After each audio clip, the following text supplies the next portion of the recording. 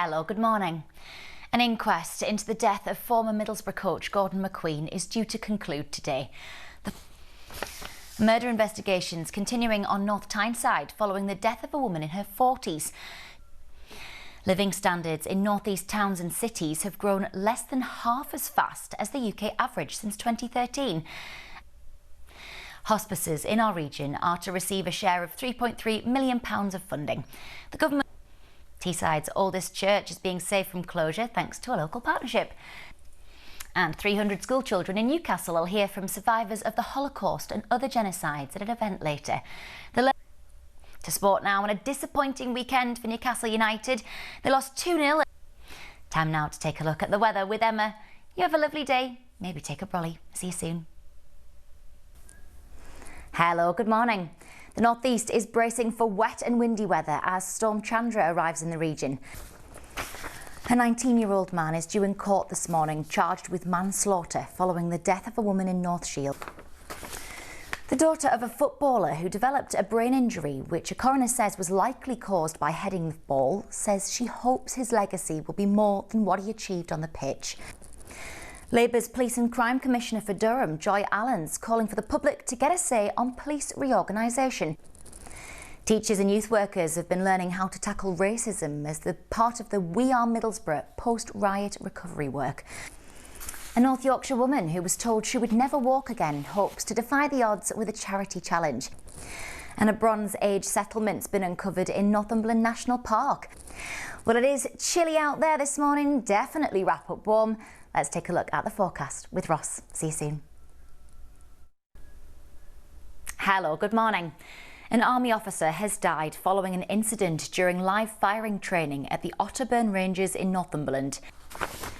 The Education Trust, which oversees a school whose former head teacher was sentenced after hundreds of indecent images were found on his phone, has said they've referred him to the teaching authorities, who could bar him. A yellow warning for ice has been issued for parts of Teesside, County Durham and Northumberland. A permanent contractor has been appointed to finish building work at Berwick Community Hospital. Hartlepool councillors have approved new powers to tackle antisocial behaviour. Terminally ill people and care leavers will be made exempt from paying council tax in Newcastle. And in sport, it's a big night for Newcastle United with their Champions League fate set to be decided. Best of luck to them. Right then, let's take a look at that weather forecast with Ross.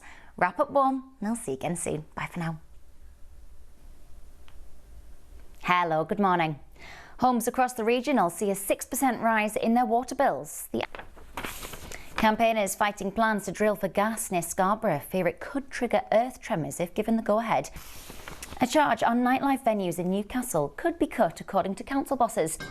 Research has found that just the smell of predators such as lynx would be enough to help manage deer populations and support recovery of forests in Northumberland.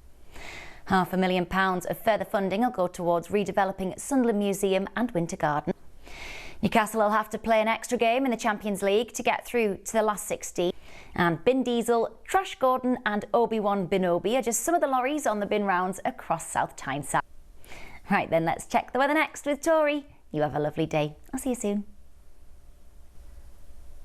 Hello, good morning. A North East MP says she'll work with constituents impacted by the government's decision not to compensate waspy women. Health bosses have ruled out the return of A&E services to Hartlepool's hospital.